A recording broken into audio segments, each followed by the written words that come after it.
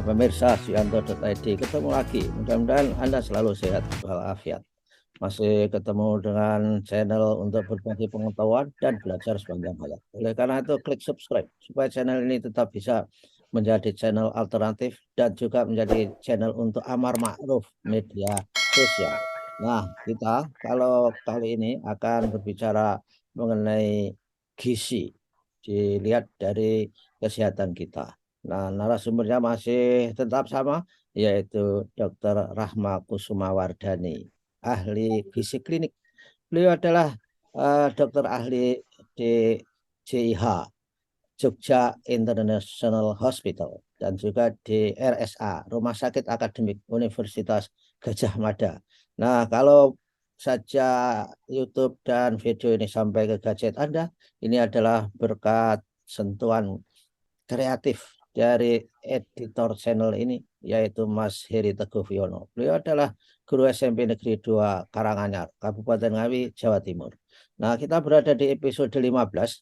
Anda kalau mau melihat nasihat Dr. Rahma ini dari awal, saudara bisa melihat dari sejak episode pertama. Nah, kita sapa dulu. Assalamualaikum warahmatullahi wabarakatuh, Dr. Rahma. Waalaikumsalam warahmatullahi wabarakatuh, Prof. Yanto. Apa kabar, Prof? Alhamdulillah baik dok, dan kelihatannya udaranya ini berganti-ganti. Kita Oh iya, harus, Prof. harus baik insya Allah. Mm-mm. Dok, kita kemarin episode sebelumnya kita sudah membicarakan mengenai obesitas. Orang Mm-mm. gendut itu persoalannya adalah itu pola makan atau keturunan. Betul. Penjelasannya sudah clear di situ. Nah, sekarang kita akan ganti ke stunting. Jadi ya, Mm. stunting adalah Iya, Prof. anak-anak yang apa pendek-pendek itu, Pendek. pemirsa, tapi istilah medisnya mengapa pendek ini Dokter Rahma yang akan menjelaskan. Gimana dok, stunting dok? Ya, baik, Prof. Stunting. Eh, pada bulan Januari kemarin bertepatan dengan Hari Gizi ya, Prof ya, tanggal Ya, 25 Januari kemarin, ternyata pemerintah masih sangat concern dengan stunting. ya, ya. Jadi tagline-nya adalah cegah stunting, Prof. Gitu. Oke. Ya, karena ternyata jumlah stunting di Indonesia masih cukup tinggi, Prof. Oh ya, ya. Ya, jadi 1 dari 4 orang anak, jadi sekitar 5 juta itu ternyata mengalami stunting. Oh lebih dok. Oh Lebih ya, anak ya, Prof ya? Wah, dari anak ya, bukan dari penduduk ya itu. ya. Kemudian kalau berdasarkan survei di tahun 2000, walaupun sebetulnya sudah turun bilangnya, di tahun 2021 itu sekitar 24%. Ya, Jadi ya. bayi mengalami stunting. Sedangkan diharapkan, Prof, pemerintah mengharapkan di tahun 2024 itu angka stuntingnya turun jadi 14%. Nah, Berarti ini itu kan berarti, mm-mm, berarti 5 jutaan totalnya itu dok. iya, sekitar segitu, Prof. Tuh, nah dari 24% turun ke 14% lumayan ya, Prof ya, harus butuh usaha gitu Ya, kan. ya, ya. Nah, sebetulnya stunting itu apa sih gitu? Dari WHO atau Badan Kesehatan Dunia itu menyebutkan bahwa stunting itu merupakan gangguan pertumbuhan dan perkembangan Hmm, akibat kekurangan gizi kronis dan hmm. infeksi berulang yang ciri-cirinya itu panjang atau tinggi seorang anak jauh di bawah standar. Oke. Itu definisi tahun 2016. Nah, di tahun 2020 ada revisi, Prof. Ya, Jadi ternyata memang ada gangguan pertumbuhan dan kondisi ini irreversibel atau tidak dapat dikembalikan, Prof. ya. Ya, akibat asupan gizi yang memang tidak adekuat yang terjadi dalam 1.000 hari pertama kehamilan, Hmm, gitu. ya, Hari pertama ya, HPK, gitu, ya. Prof. Mm-mm. Nah, seribu hari pertama ini dilihat dari mana? Dari hari pertama seorang ibu mengetahui dia hamil, usia pertama, usia hari pertama seorang janin gitulah ya, Prof Ya, ya. ya, ya. Gitu. Nah, jadi kita tidak hanya melihat gizi si anak ini daripada saat dia sudah ASI, dia sudah bisa makan, bukan. Tapi mulai dari sejak ada Ya. di dalam perut ibunya. Hmm. Seperti itu. Kan, Nah, dan mm-mm, dok, bahkan sekarang kan pre-wedding itu kan Mm-mm. eh, pemerintah juga mempunyai upaya untuk mengedukasi ya, Iya, terutama premarital check up itu ya, Prof ya. ya, Mm-mm. ya katanya laki-lakinya itu 70 hari sebelum nikah itu Mm-mm. fit karena Iya, karena bibitnya itu adalah ditentukan 70 hari sebelum nikah. Betul nggak itu, Dok? iya, Prof. Jadi tidak cuma laki-laki, tapi yang perempuan pun juga semuanya diperiksa. Apakah memang dalam kondisi yang sehat, ataukah memang misalnya ada kondisi-kondisi tertentu yang mungkin harus apa namanya, dievaluasi, diobservasi lagi, atau diberikan asupan, suplementasi ekstra, sehingga apa? Terutama untuk si ibu sendiri pada saat nanti setelah menikah, hamil, kondisinya memang sudah siap untuk hamil. Tidak Hmm. ada suatu kondisi penyakit. Biasanya yang dialami oleh ibu hamil itu terutama anemia, Prof. Dan ternyata anemia atau kekurangan darah ya di dalam tubuh itu juga bisa menyebabkan gangguan gizi, gangguan pertumbuhan di janinnya, Prof. Jadi Mm-mm, message-nya, begitu orang menikah, pertama kali tahu ada mm-mm. kehamilan, ibunya harus makan yang baik. Yang Iya, betul. bahkan Bahkan, mm-mm. kalau di Israel saya baca, Dok, orang-orang hamil di sana itu diwajibkan makan ikan, Iya, Prof. diwajibkan mendengarkan musik klasik, dan diwajibkan mengerjakan matematika supaya Mm-mm. bayinya bayinya itu cerdas katanya. Sehat, iya. Tapi kita kan punya kultur yang sebenarnya bisa kita edukasi.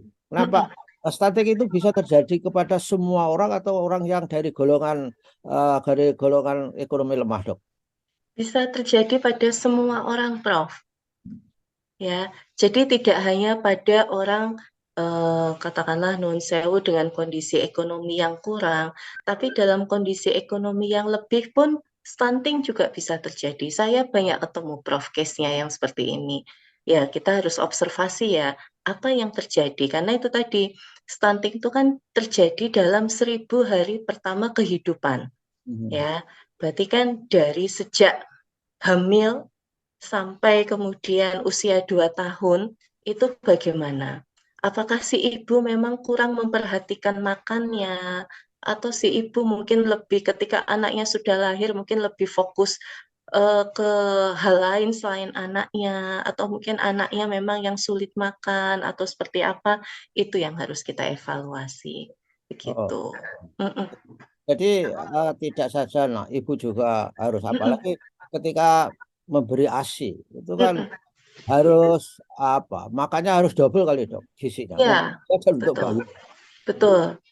Karena kadang kita merasa, oh anak saya makannya sudah cukup kok dok, gitu. Ternyata waktu dievaluasi, oh ternyata kurang. Atau ASINya mungkin kita merasanya sudah memberikan banyak, tapi ternyata sebetulnya anak cuma, apa istilahnya Prof ya, cuma nenen tapi nggak keluar ASINya gitu, itu kan juga bisa. Jadi ASINya sedikit. Kemudian pada saat mulai MPASI, ternyata menurut si ibu makannya sudah cukup, tapi ternyata setelah kita evaluasi, ternyata masih kurang, masih jauh di bawah kebutuhannya si anak. Sementara seiring bertambahnya usia kan kebutuhan anak akan meningkat. Ya, Kata ketika kebutuhannya meningkat, ternyata asupan yang kita berikan selalu sama dalam jumlah yang sama, kan pasti kurang ya.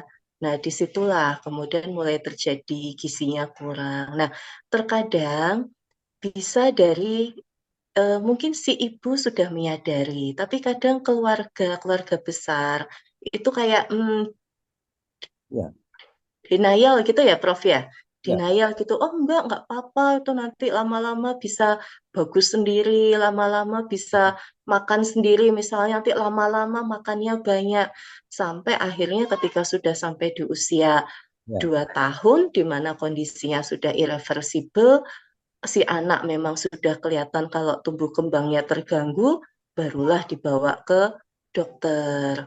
Bisa dibilang eh sudah ya itu tadi Prof, untuk dikembalikan ke kondisi semula sulit ya. seperti itu. Kalau memang ternyata mengalami stunting Nah, begitu, Prof. ini para pemirsa, apa Mm-mm, kata Dokter Rahma itu bahwa kalau kita nggak hati-hati, anak mm-mm, kita yang bayi-bayi itu bisa mm-mm. mengalami kurang gizi, Iya, malnutrisi, mm-mm. sehingga irreversible. Itu artinya nggak bisa Iya, diperbaiki lagi. tidak bisa diperbaiki lagi, betul. Itu masalah seumur umur itu. Iya, betul. Sehingga harus hati-hati. Dok, kalau kebutuhan ASI, itu kan kadang-kadang ada orang yang ASINya melimpah ruah sampai Ya, berlebih-lebih, ada yang kurang. ASI itu apa juga ada kualitasnya, Dok? Misalkan saja, mm-mm, misalkan nih ASI yang penuh, mm-mm. ASI yang kurang gizi itu ada juga. Ya, ASI, kualitas ASI, Prof, pastinya berhubungan dengan kualitas makanan, kualitas gizi yang dikonsumsi oleh ibunya, Prof. Kalau si ibu makannya memang baik, zat gizinya lengkap, ada karbohidrat, protein, lemak, sayur, semuanya komplit, insya Allah ASINya pun bagus. Tapi kalau ibunya sendiri misalnya makannya sedikit, makannya sulit, makannya pilih-pilih, ya pastinya akan berpengaruh terhadap kualitas ASI juga, Prof. Jadi Nah, di sini peran ibu sangat luar biasa, Prof. Gitu. Bagaimana untuk mencerdaskan penerus bangsa, generasi bangsa sejak dini, nah, ya. Prof. Mm-mm. Dan di dalam agama juga dikatakan di Al-Quran itu kita nggak boleh meninggalkan generasi yang lemah. Jadi oh, Iya, ibu harus betul. sadar, Iya, harus jadi peran, mm-mm. hasilnya harus baik. Dok, Iya, jadi nah, peran ibu luar biasa, Prof. nah, tapi saking hati-hatinya orang ibu-ibu yang muda yang menyusui itu kadang-kadang hati-hati makanya. Biasanya itu sukanya itu pedes-pedes itu sudah takut nggak makan cabai. Emang memang betul Dok, bahwa kalau ibunya makan cabai hasilnya juga pedes itu kan nggak begitu. Dok. Sebab kalau pedesnya sih enggak, Prof. Tapi memang ada zat di dalam yang nanti akan ikut masuk ke dalam air susunya itu, Prof. Jadi mungkin nanti kalau anaknya memang enggak kuat, kemudian jadi mengalami diare, itu juga bisa. Tapi bukan berarti kemudian rasa asinya jadi pedes gitu, ya enggak. Hanya zatnya saja, Prof. Hanya Ya, zat gizinya aja. Nah, ya. sama satu lagi, Prof. Eh, kadang ada orang gitu ya, misalnya aduh anak saya nih stunting atau bukan ya, misalnya kok anaknya kok tumbuh kembangnya kelihatan beda gitu ya, Prof ya. Kita juga itu tadi, Prof, tidak semudah itu mengatakan seorang anak itu stunting ya. Jadi nggak kalau pendek pasti stunting, tidak. Stunting tidak sama dengan pendek ya. Mm-mm. Kalau stunting itu tadi kita harus evaluasi dulu penyebabnya, terutama dari asupan gizinya. Penyebab dari stunting adalah gangguan gizi sejak 1.000 hari pertama kehidupan dari di dalam perut, dari masa janin. Penyebabnya apa? Asupan gizi yang tidak adekuat, yang tidak cukup, dan karena kebutuhannya yang meningkat. Betul, ciri-cirinya sama dengan anak yang pendek. Anaknya terlihat pendek. Kemudian yang satu lagi, Prof, sebetulnya terjadi gangguan kognitif. Oke. Ya. Ya, terjadi gangguan kognitif. Kalau anak yang dalam tanda kutip hanya pendek, mungkin dia tumbuh kembangnya masih bagus, sama seperti teman-temannya yang lain, masih bisa mengikuti pelajaran, masih aktif, masih ceria. Tapi kalau anak yang stunting, terjadi gangguan kognitif, lebih lambat dibandingkan teman-temannya, tidak seaktif teman-temannya, bahkan mungkin kelihatannya kayak lemes, kok kayak cuma diem aja, duduk, jadi tidak seaktif teman-temannya yang lain. Nah, Hmm. untuk mengetahui apakah memang seorang anak itu stunting atau tidak, itu yang harus diperiksakan ke dokter spesialis anak terutama. Jadi Ya. kita tidak bisa langsung menjudge misalnya, wah anaknya ibu itu pendek, wah mesti stunting lah, itu kita tidak boleh ya. Mm-mm. Jadi memang saya kira Mm-mm. pendek belum tentu stunting. Tapi kalau stunting pasti pendek. Itu Dok. Ya, betul, betul sekali, Prof. Heeh. Kalau kalau pendek yang tidak stunting itu malah berkah itu bisa menjadi apa stand up komedi itu Kok bisa? malah laris ya bersyukurnya saya bilang. Ya. Baiklah Dok, saya kira Ya, informasinya sudah banyak diberikan. Ibu muda, jangan sampai lengah. 1000 hari pertama setelah ada konsepsi, setelah ada janin di dalam tubuh Anda semua, itu harus diperhatikan gizi ibu. Dan di samping gizi, saya kira ya termasuk pola hidup sehat lah. Secara sosial, ekonomi, religius, dan sebagainya, saya kira. Terima kasih, Dok, atas nasihat-nasihatnya untuk para ibu-ibu muda kita. Mudah-mudahan kita ketemu lagi di hari-hari lain, di 2 minggu yang akan datang di episode. Iya, Prof. Ya, terima kasih. Wassalamualaikum warahmatullahi wabarakatuh. Waalaikumsalam warahmatullahi wabarakatuh.